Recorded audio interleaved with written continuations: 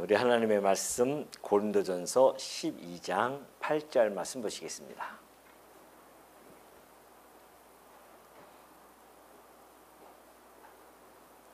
고린도전서 12장 8절. 어떤 사람에게는 성령으로 말미암아 지혜의 말씀을, 어떤 사람에게는 같은 성령을 따라 지식의 말씀을, 다른 사람에게는 같은 성령으로 믿음을, 어떤 사람에게는 한 성령으로 병 고치는 은사를, 어떤 사람에게는 능력 행함을, 어떤 사람에게는 예언함을, 어떤 사람에게는 영들 분별함을, 다른 사람에게는 각종 방언 말함을, 어떤 사람에게는 방언들 통역함을 주시나니 이 모든 일은 같은 한 성령이 행하사 그의 뜻대로 각 사람에게 나누어 주시는 것이니라. 11절까지 봉독해 드렸습니다. 우리 지난 시간에 살펴보았듯이 은사라든가 이러한 직분, 그리고 하나님이 행하시는 이러한 사역, 이것은 교회에서 행해지는 신령한 것들입니다. 그런 신령한 것들을 행할 때에 우리 인간들이 사실은 하는 것 같아도, 그러나 우리 안에 내주하고 계시는 성령 하나님, 그리고 천상에서 지금도 여전히 사역하고 계시는 우리 예수 그리스도, 그리고 이 모든 역사를 섭리하시는 하나님에게 있음을 저희들은 살펴본 바가 있습니다. 자, 오늘 우리가 살펴보는 이 성령의 9가지 은사, 소위 이제 성령의 9가지 은사라고 하죠. 이 은사는 어떠한 자들은 그렇게 이야기합니다. 삼위 하나님이 각자가 분류가 되어져서 역사하는 것이라고 그렇게 이야기하는 자들도 있습니다. 성령, 어떤 은사는 성령께서, 어떤 것들은 이제 예수 그리스도께서, 어떤 것들은 하나님께서, 이렇게 분리해서 설명을 하는 자들도 있는데 결코 그렇지 않습니다. 이 모든 성령의 9가지 은사는 성령의 동등한 은사들입니다. 그리고 교회의 머리 대신 예수 그리스도를 섬기는 그러한 양식들이고요. 그리고 더 나아가서는 성부 하나님의 능력으로 말미암은 영향들이 바로 성령의 9가지 은사라는 겁니다. 그렇기 때문에 이 모든 것들은 삼위일체이신 하나님께서 은사를 통해 직분자를 세우시고 역사하는 일에는 틀림이 없죠. 자, 오늘 우리가 바울이 계속해서 지금 이 모든 근원을 파헤쳐 나가고 있는 것은 이것이 교회 분쟁의 종식을 할 수 있는 결말적 해답이라 할 수 있습니다. 우리가 가지고 있는 은사, 우리가 가지고 있는 직분, 우리가 같이 행하는 일들이 다 근원이 우리 성삼위일체이신 하나님으로부터 나온다는 것을 우리가 안다고 한다면 우리가 교만할 것도 없고 우리의 주장을 펼칠 것도 아니고, 오로지 우리는 교회의 유익을 위해서 희생과 봉사라고 하는 것을 통하여 교회를 굳건히 세워가는 것입니다.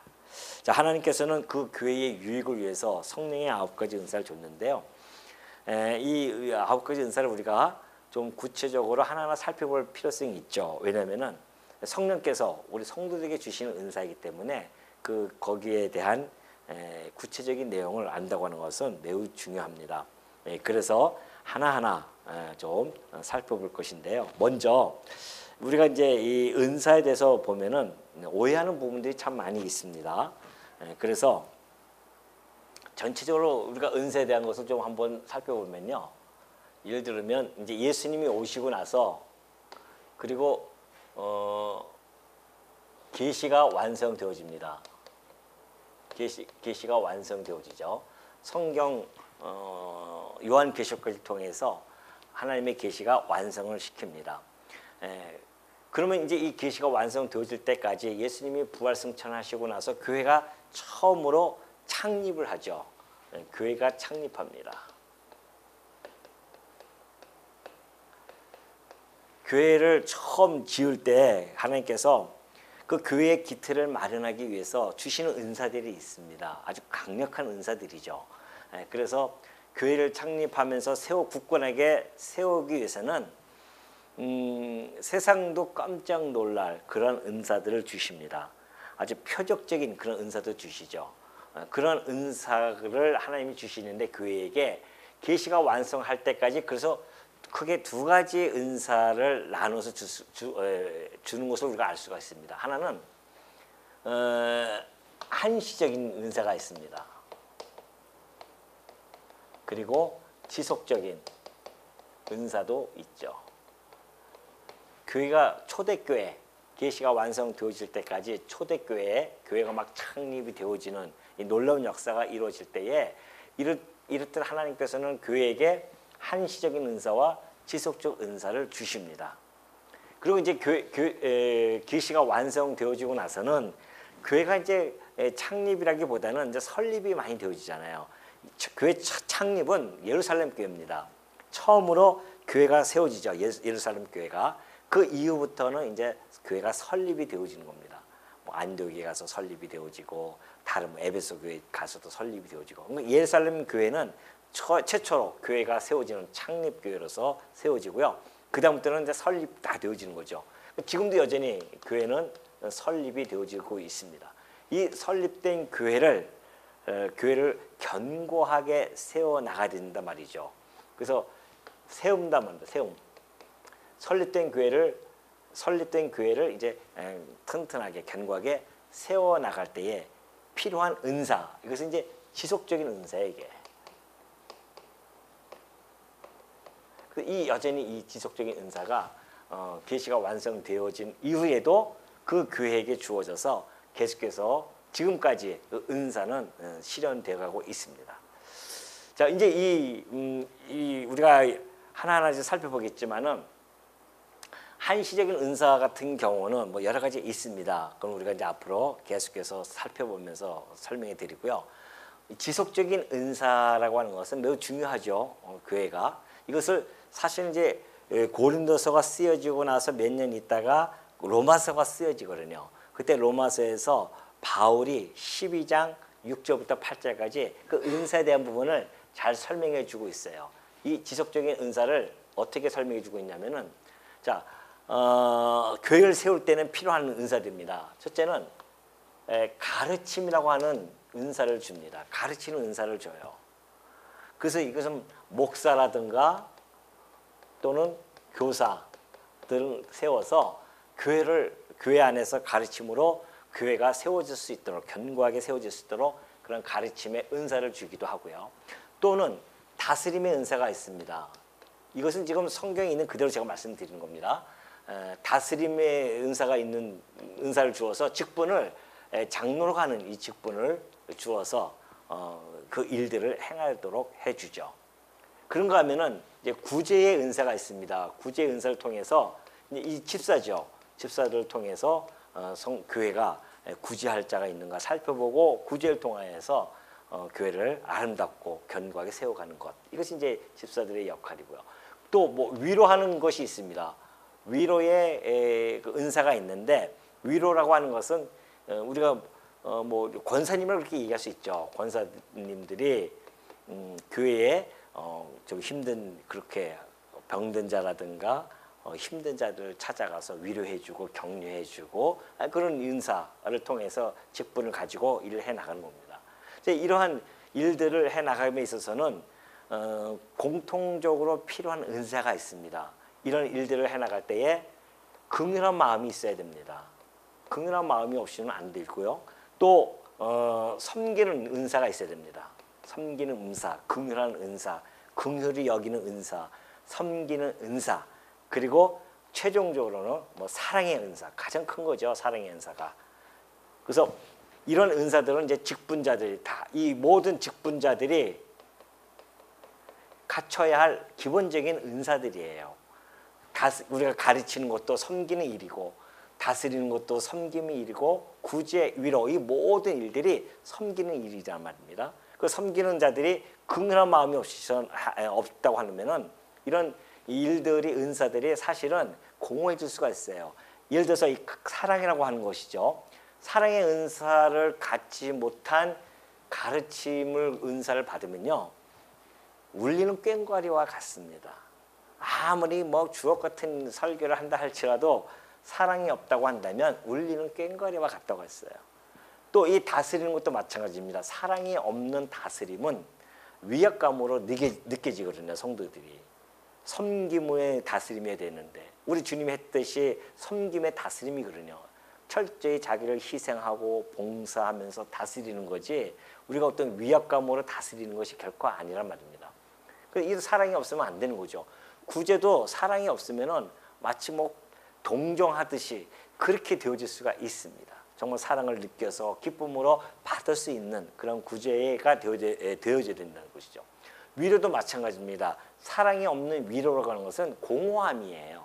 그냥 공허한 메어리에 지나지 않죠. 정말 와 닿아서 힘을 얻고 구부러졌던 무릎을 필 수 있는 것, 이것이 사랑에 기초한 위로를 받을 때만이 가능한 겁니다. 그래서 이런 모든 것들이 지금도 여전히 그 교회를 세워나가기 위해서 하나님께서 성령을 통하여 이런 은사들을 주고 이 은사에 따라서 직분을 주어서 교회를 아름답고 견고하게 세워나갑니다. 이건 계속해서 지속적인 은사가 예수님 오실 때까지 이어질 것입니다. 이렇게 은사들이 하나님께 주어지죠. 교회 유익을 위해서 하는 일입니다.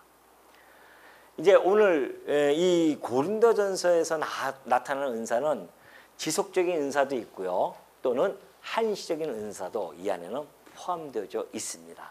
그래서 우리가 하나하나 살펴보면요. 먼저 지혜의 말씀이라고 하잖아요. 여기 보면은 항상 같은 성령, 항성령. 그래서 11절에서 그건 이제 한 성령으로 나타나니까 그때 다시 한번 설명해 드리도록 하고, 자 8절에 보면 그래요. 어떤 사람에게는 성령으로 말미암아 지혜의 말씀이라고 그렇게 이야기합니다. 지혜의 말씀이라고 하는 것은 하나님의 비밀을 깨달아 전하는 겁니다. 하나님의 비밀을 깨달아요. 근데 이 비밀은 하나님이 주시는 거죠.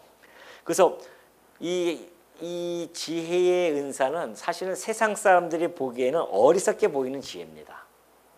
왜냐하면은 예수 그리스도를 십자가에서 달려 돌아가게 하여 인류를 구속하는 그런 하나님의 지혜를 의미하기 때문에 그래요. 예수님을 당신의 아들 십자가에서 죽으셔서 우리를 인류를 구원하겠다고 하는 하나님의 지혜거든요.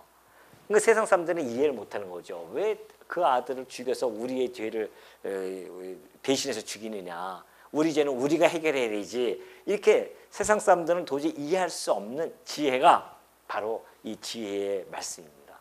그래서 이것은 성령이 주는 은사로서 특별히 하나님부터 받지 않으면 안 됩니다.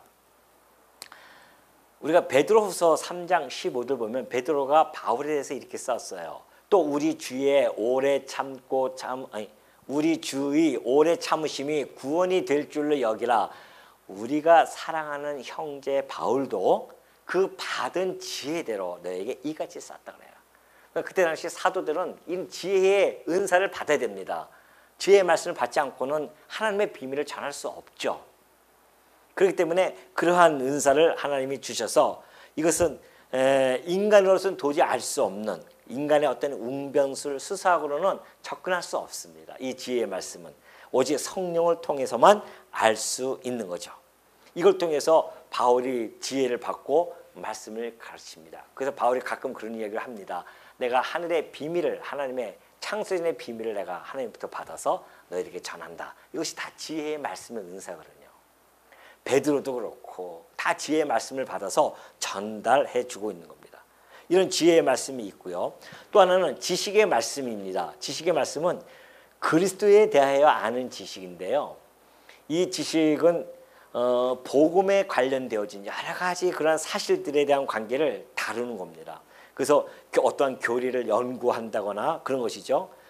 어떤 이제 교사와 관련된 은사이면은 틀림이 없습니다. 그래서 바울이 고린도후서 11장 6절을 보니까요. 내가 비록 말에는 부족하나 지식에는 그렇지 않다는 겁니다. 바울의 지식의 은사가 있어가지고요. 이 구약의 이 말씀을 아주 교리적으로 잘 풀어서 헤쳐냅니다. 그래서 로마서 같은 아주 주옥 같은 그런 말씀이 논증이 펼쳐지는 것은 지식의 은사가 있기 때문에 그렇거든요. 그래서 내가 말에는 부족하지만 지식에는 그렇지 않다는 겁니다. 또 사도행전 18장 24절 보면은 알렉산드리아에서 난 아볼로, 잘 아실 겁니다. 아볼로가 있는데 고린도 교회에 목회자였었죠. 그래서 아볼로가 물을 주었다고 한 거 아닙니까?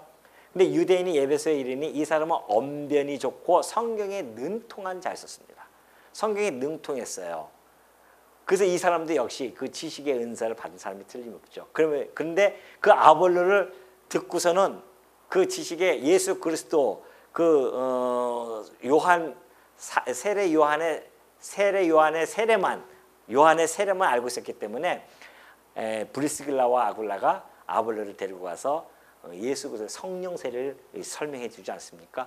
그러니까 아굴라와 브리스길라도 지식의 은사를 받은 것은 틀림이 없죠. 그런 지식의 은사를 이야기해 주고 있습니다.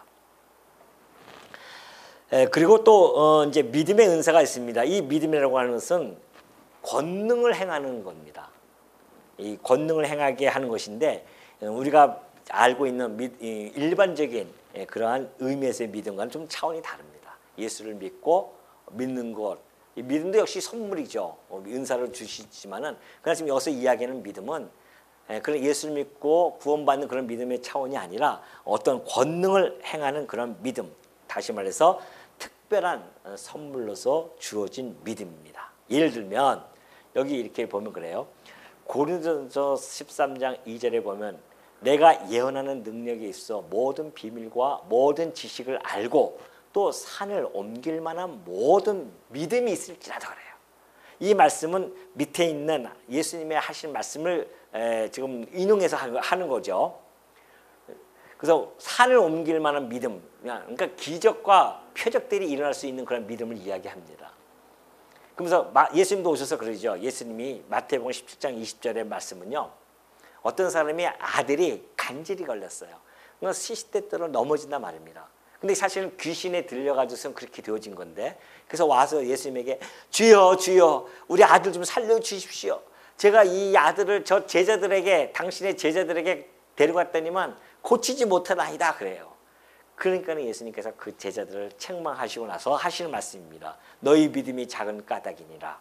제자들이 와서 주여 우리는 왜 못 쫓아냈습니까? 물어봐요. 예수님이 하시는 말씀이 너희 믿음이 작은 까닭이야. 진실로 너희에게 이르노니 만일 너희에게 믿음이 겨자씨 하나만큼만 있어도 이 산을 명하여 여기서 저기로 옮겨지라 하면 옮겨질 것이요 또 너희가 못할 것이 없으리라. 이것이 바로 믿음의 은사입니다. 그때는 제자들이 못했어요. 그리고 나서 예수님이 부활승천하시고 나서 그걸 보고 성령을 은사를 받고 나서 그들이 베드로가 뭐로 갑니까? 성문 앞에 예루살렘 성 앞에 있는 안전뱅이를 향해서 뭐로 갑니까? 나사렛 예수 그리스도의 이름으로 명하노니 일어나 걸어라 딱 그러잖아요. 그것이 믿음의 은사예요. 그 권능을 행하는 은사. 예수 그리스도의 이름으로 내가 너를 일으켜 세울 수 있다. 나는 가진 거 아무것도 없다. 내게 은과 금도 없지만은 나는 내게 가진 것이 있는데 바로 예수 그리스도의 이름이야. 그 이름으로 내가 너를 세우겠다는 거죠. 그 믿음으로 정말 돼요. 놀라운 역사가 벌린단 말입니다. 이런 권능을 행하는 믿음, 이것이 바로 지금 여기서 이야기하는 믿음입니다. 그리고 또 하나는 이제 병 고치는 은사입니다. 이 병 고치는 은사는 이제 표적적인 병을 고치는 은사가 있어요. 그 한시적이죠. 표적을 통하여 일어나는 거. 즉각 막 안진뱅이가 일어나고, 지금도 만약에 안진뱅이가 즉각 일어나는 그런 표적들이 일어난다고 한다면 아마 진짜 그래서 많은 사람들이 막 글로 몰려가거든요. 진짜인 줄 알고. 근데 사실 그렇게 확인할 수 없는 사실들입니다. 막 이 사람이 막 나 일어났습니다 했다는데 그 사람이, 그 목사가 다 나가서 부흥하는데 그 사람이 또 일어났다고 막 그러는 거예요. 그런 일들이 비일비재합니다. 그러니까 돈 주고 사는 거죠, 이게 사실은. 근데 자기네들은 그것이 복음을 위해서 한다고 하지만은 하나님을 속이는 일이란 말입니다. 그 불법을 행하는 것들이죠. 아무리 내가 거기서 뭐 병을 고친다 할지라도 주여 주여 내가 주의 이름으로 귀신도 쫓아내고 병도 쫓아냈습니다. 예수님이 하시는 말씀은 불법을 행한 자는 나는 알지도 못해. 그런다는 거 아니겠어요? 그렇기 때문에 우리가 정말 이런 표적적인 은사, 표적적인 병 고침은 사실상 지금은 그렇게 나타나지 않는다. 그럴 이유가 없죠. 왜? 이미 계시가 완성되어서 복음을 통해서 영혼 구원받는 것이 목적인데, 초대교회 때는 그 안진병을 일으킴으로 말미암아 이 초대교회를 좀 창립해야 됐는데, 이 기틀을 마련하기 위해서는 강력한 은사를 지금 보여줘야 된단 말입니다. 사람들이 보고 와 해야 될 거 아닙니까? 그때 당시에는 그 통해서 예수 그리스도가 증거가 되어졌고, 그래서 예수 그리스도를 믿고 이런 결과들이 나타났는데, 지금은 계시가 완성되어져서 사실 그렇게 믿는 것도 그렇게 뭐 확고한 믿음이 아니거든요. 가다 보면 또 다 잊어버려요, 그런 것도. 우리가 말씀을 통해서 확고하게 듣고, 믿음은 들으면서 나기 때문에 말씀을 듣고 들으면서 다져지는 믿음, 이런 믿음이야 진정한 믿음이지. 눈으로 보고서는 확 보고서는 그 다음에 또 그 시간이 흘러가지고서는 감동이 다 이게 사라지면은 또 떠나버리고 그런 사람 많이 봤거든요. 그렇기 때문에 이 병 고치는 것도 역시 한시적인 것이 있고 지속적인 것이 있는데, 지속적인 은사로서의 신유의 은사는 점진적으로 그렇게 병이 낫는 것을 보여줍니다. 여기 보면 그래요.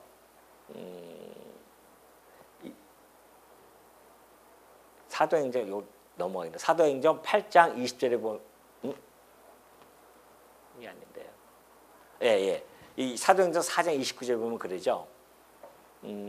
베드로하고 요한이 안진병을 일으키고 나서 붙잡혀 갑니다. 붙잡혀 가지고서는 나중에 너희들 절대 그 예수 전하지 마, 그러면서 쫓아내거든요. 그 겁을 확 주고 위협을 주고서는 쫓아내요. 그래서 베드로와 요한이 제자들 모여 있는 제자들에게 그 설명을 해줍니다. 그때 그들이 기도하기 시작합니다. 주여, 이제도 그들의 위협함을 굽어 보시옵고 또 종들로 하여금 담대히 하나님의 말씀을 전하게 하여 주시오며 손을 내밀어 병을 낫게 하시옵고 표적과 기사가 거룩한 종 예수의 이름으로 이루어지게 하옵소서. 그때 당시에 얼마나 위협을 느꼈으면 이런 기도가 나오겠습니까? 그래서 정말 이런 병들을 낫게 해서 표적과 기사가 나타남으로 말미암아 예수의 이름으로 이루어지는 역사가 이루어져서 많은 사람들이 주께로 돌아오게 해달라고 그렇게 기도하는 이 모습이 보이잖아요. 이것이 바로 그러한 표적적인 은사로서의 신유의 은사라고 한다면, 야고보서에 나타나는 이 신유의 은사는요 좀 약간 다릅니다. 보면 그래요. 너희 중에 병든 자가 있느냐? 그는 교회의 장로들을 청할 것이요 그들은 주의 이름으로 기름을 바르며 그를 위하여 기도할지니라. 믿음의 기도는 병든 자를 구원하리니 주께서 그를 일으키시리라. 혹시 죄를 범하였을지라도 자심을 받으리라 그래요. 이것은 약을 쓰면서 장로들이 가서 신방을 가서 기도해주고 위로해주고 격려해주고, 그래서 그 성도가 그걸 듣고 또 회개할 거 있으면 회개케 시키고, 그래서 믿음의 기도로서 병든 자가 회개도 하고 그 육신도 병도 낫고, 이런 일들, 이런 것들이 이제 신유의 은사로서 지속적으로 지금도 여전히 이루어지죠. 그래서 우리가 신방 가는 이유가 그겁니다. 가서 믿음의 기도로 같이 기도해주고, 그래서 힘을 받고, 그래서 병을 날 수 하나님께서 나음을 준다고 한다면 그 나음을 통하여 하나님께 영광을 돌리고, 그런 것들이죠. 이런 병 고침이 있습니다. 자, 능력 행함이 있습니다. 또 하나는 능력 행함인데요. 하나님의 살아계심과 역사하심에 대한 계시적인 능력을 보여주는 겁니다. 이런 능력을 행한다고 하는 것은 하나님께서 예수님께서 당신의 지체들에게 주신 특별한 역량입니다. 이것은 자연의 법칙을 초월한 그러한 기적적인 하나님의 능력이거든요. 그것을 드러나게 해줍니다.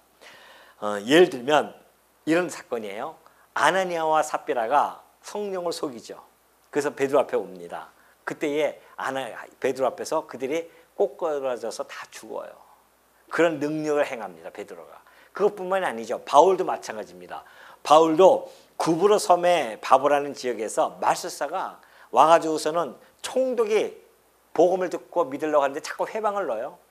그때에 이 마술사가 바울이 기도해가지고서는 마술사의 눈을 멀게 해버립니다. 잠시 동안에. 이런 것들이 바로 능력을 행하는 것이에요.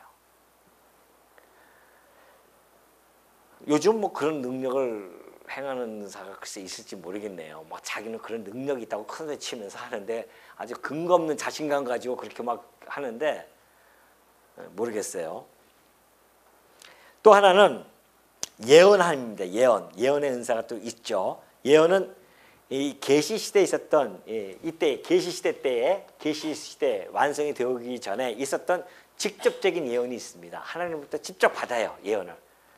계시를 받는단 말입니다. 그래서 말을 해요. 그 예언이죠, 그것이. 그래서 이 예언은 하나님의 감추어졌던 그런 계시의 내용과 뜻을 명확하게 이해해서 정말 선포하는 것이 이 계시의 목적이고 강조점입니다. 이 예언의 강조점이죠. 그래서 예언하는 자들은 하나님의 말씀을 그대로 받아서 잘 이해해서 전달해 줘야 됩니다. 이것은 한시적인 은사, 지금도 직접적인 예언, 계시는 없습니다.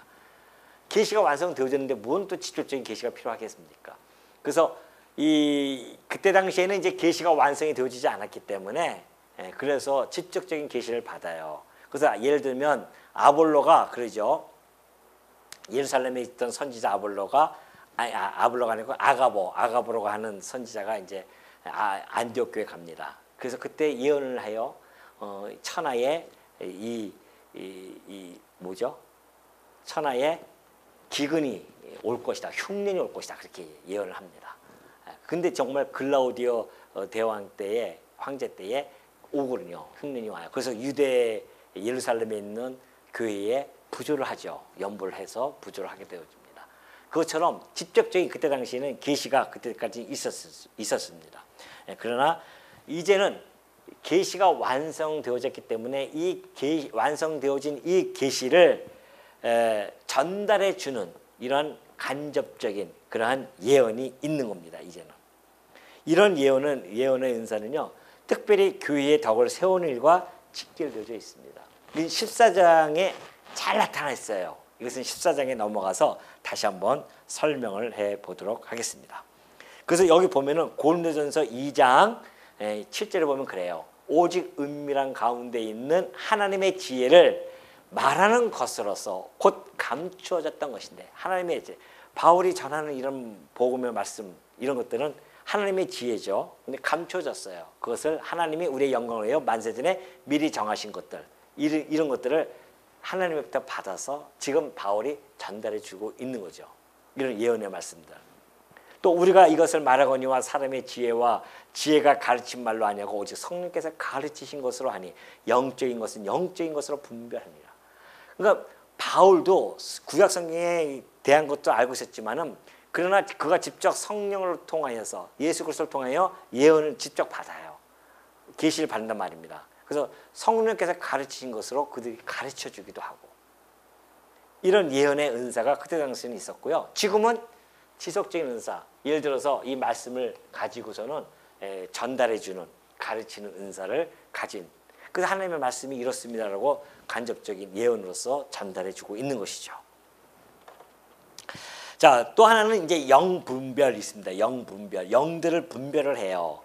그 말씀을 통해서 거짓 영을 분별하는 건데, 이 지금 나타나는 이 현상이 하나님의 영으로부터 온 것인지 아니면 귀신으로부터 온 것인지를 분별하는 능력을 가지고 있어야 된답니다. 교회는 특히 이 초대교회와 같이 교회 태동기에 있어서는 교회 순교성을 유지하기 위해서 더욱더 이 영분별 은사가 절대적으로 필요합니다. 그때 당시에는요, 거짓 영들이 나타납니다. 그래서 이 보면은 이런 일들이 있죠. 그 영들 보면은 시몬이었죠. 베드로가 이 사도행전 8장 20절 보면 그래. 베드로가 이르되 내가 하나님의 선물을 돈 주고 살 줄로 생각하였으니 내 은과 내가 함께 망할지어다. 내가 보니 너는 악독이 가득하며 불의에 매인바 되어도 따라요. 너 보니까 악독이 가득하구나. 왜냐면은 베드로가 가가지고서는 아직 성령을 받지 못했어요. 그래서 안수를 하니까 성령이 임합니다. 그걸 보고서는 나도 돈 좀 드릴 테니까 그것을 내게 좀 팔아서 내가 안수하면 성령이 내게끔 해달라고 해요. 그러니까 베드로가 하는 이야기입니다. 너는 악독이 가득하며 불의에 매인바 되었구나. 이렇게. 그렇게 영을 분별하는 그런 역사. 또 그때 당시에 영지주의자들이 나타났어요. 거짓 영들이 나타나서 성도들을 막 미혹했었습니다. 그때에 요한일서 4장 1절을 보니까 사도 요한이 이렇게 설명해 주죠. 사랑하는 자들아 영을 다 믿지 말고 오직 영들이 하나님께 속하였나 분별하라는 겁니다. 많은 거짓 선지자 세상에 나왔어요. 지금도 그래요. 지금도 영들이 하나님께 속하였나 그걸 분별해야 되는데 안 그렇습니다. 그냥 표적과 이적이 일어났다 얘기 들으면 막 가는 거예요. 내가 뭐 성경을 2000번을 읽었다 하면은 그냥 그대로 믿고 그냥 가는 거예요. 정말 2000번, 자기는 2000번이 아니라 2번도 읽지 못했는데 저 사람은 2000번 읽었다고 하니까 나보다 훨씬 낫겠구나. 그 사람의 영을 분별하지 못하고 그냥 쫓아간단 말입니다. 그 이단에 쫓아가는 사람들 보면 다 그래요. 하나님께 속하였나 분별하지 못해요. 그걸 못하니까 그냥 끌려갑니다. 그래서 많은 거짓 선지자가 세상에 지금도 거짓 선지자가 나와서 많이 미혹을 하죠. 거기에 많은 사람들이 끌려갑니다. 이로써 너희가 하나님의 영을 알지니 곧 예수 그리스도께서 육체로 오신 것을 시인하는 영마다 하나님께 속한 것이요 하나님께 속한 영인지 아닌지를 분별하는 그 시금석이 바로 예수 그리스도께서 육체로 이 땅에 오셨다. 어떻게 신이 인간이 이 땅에 올 수 있느냐? 그냥 이렇게 유령으로 오셨다. 이것이 이제 가연설 아닙니까? 영지주의자들이 주장하는. 아니다는 겁니다. 직접 하나님의 아들이 진짜 우리의 죄를 사하시러 육체로 오신 것 시인하는 자들. 예수를 시인하지 아니하는 영마다 하나님께 속한 것이 아닙니다. 이것이 곧 적그리스도의 영이니라. 오리라 한 말을 너희가 들었거니와 지금 벌써 세상에 있다. 이때 벌써 세상에 초대교부터 이미 적그리스도가 나타났어요. 그래서 예수 그리스도를 부인한단 말입니다. 하나님의 아들이 아니다. 혹은 하나님의 아들이라도 이 육신으로 온 건 아니다. 지금도 너무 많잖아요. 내가 재림 예수다. 내가 성령이다. 이러한 자들마다 이건 다 거짓 영이란 말입니다. 그런데 쫓아가는 거죠. 왜? 처음에는 성경을 가지고 살살 얘기하다가 중간에 가면은 이제 이미 세뇌가 돼가지고서는 후반에 가서는 이 사람이 성령이야. 이 사람이 재림 예수하면은 꼼짝 못하고 걸려 들어갑니다. 우리 참 성도님들이 가장 이거 구해야 할 것이 영들을 분별할 수 있는 그런 은사를 사실 구해야 됩니다. 이건 지금도 여전히 지속적인 은사 중에 하나예요. 영을 분별해달라고 기도해야 됩니다. 그래서 저 사람이 내가 지금 이 사람이 하나님께 속하였나 아니면은 귀신에 속한 영인가 이걸 분별할 수 있는 것들 매우 중요하죠. 이 영들 분별 은사는 교회의 영적인 예민함, 감각이 갖춰져 있는 것이죠. 그래서 교회에 어려움이 있을 때에 이것이 귀신으로부터 시작되어졌는가 하늘부터 온 것인가를 충분히 우리가 가늠할 수 있는 것들. 이것이 이제 영의 분별이거든요. 또 하나는 방언과 이제 통역이죠. 어떤 사람에게는 방언 말함을 각종 방언 말함을 어떤 사람에게는 방언을 통역함을 주시나니 이 방언의 은사들도 그때 당시에는 많이 나타났는데 이것은 이제 14장에서 예언의 은사와 방언의 은사를 바울이 아주 워낙 문제가 심각하기 때문에 거기에 대한 문제가 14장에서 넘어갑니다. 자세히 나오기 때문에 제가 그때 다시 한번 언급을 해드리도록 하겠습니다. 그러면서 11절 이 모든 일은 같은 한 성령이 행하사 그의 뜻대로 각 사람에게 나누어 주시는 것이니라. 이게 중요한 얘기입니다. 이 모든 9가지 은사 일들은 같은 한 성령이 행하시는 겁니다. 같은 한 성령이죠. 다양한 은사라 할지라도 사실은 한 분이신 같은 성령의 활동이라는 겁니다. 그러니 그 은사의 차별은 불가하다는 겁니다. 차별할 수는 없어요.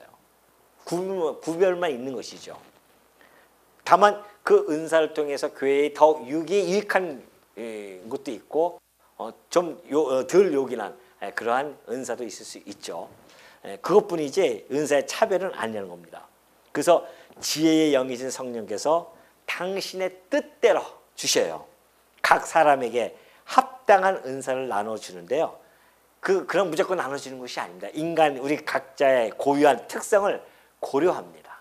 그래서 성령께서 우리에게 자유스럽게 그 은사를 나눠주시는데 우리가 가지고 있는 각 그 사람의 고유한 특성을 충분히 아시기 때문에 그런 것도 주시죠.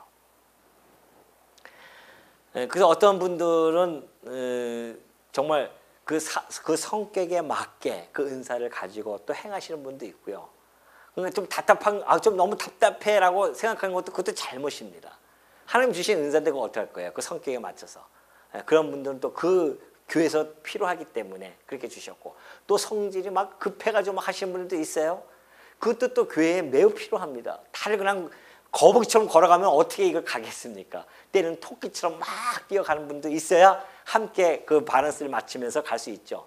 이런 모든 것들을 다 우리가 성령 하나님께서 각 당신의 뜻에 따라 주어졌다는 것을만 알면은 그 안에서 무슨 그 은사에 대한 시기가 있으며 질투가 있겠냐 말이죠. 시기와 질투할 필요도 없이 그걸 이겨낼 수가 있습니다. 저분은 저분의 은사가 있구나. 저분은 저분의 그러한 다양한 하나님께서 주신 은사, 저분의 은사도 그렇고 내 은사도 그렇고 성령 하나님께서 다 주신 것인데, 교회가 다 필요해서 이렇게 주신 것인데 우리가 그걸 다 인정을 하고 함께 손붙잡고 나가는 것, 이것이 교회의 유익을 위해서 주신 거란 말입니다. 내가 더 높다, 내가 더 너는 이 은사가 별로다, 뭐 이렇게 얘기한다고 하는 것은 이 은사에 대한 하나님의 이 선물에 대한 의미와 그 목적을 잘 모르기 때문에 분간하지 못한 결과로 나타나는 것이죠. 그럼 교회는 누구 한 분도 존중받지 아니할 분이 한 분도 없습니다. 다 존중받아야 할 분들입니다. 존중받고 그래서 함께 정말 이 길을 걸어가야 할 그런 성도님이라는 사실을 여러분 마음속에 꼭 간직하시고, 각자에게 주신 그 은사 따라서 그것을 펼치되 다른 분의 은사도 존중해 주면서 함께 나가는 우리 성원교회 성도님이 되어지기를 당부드립니다.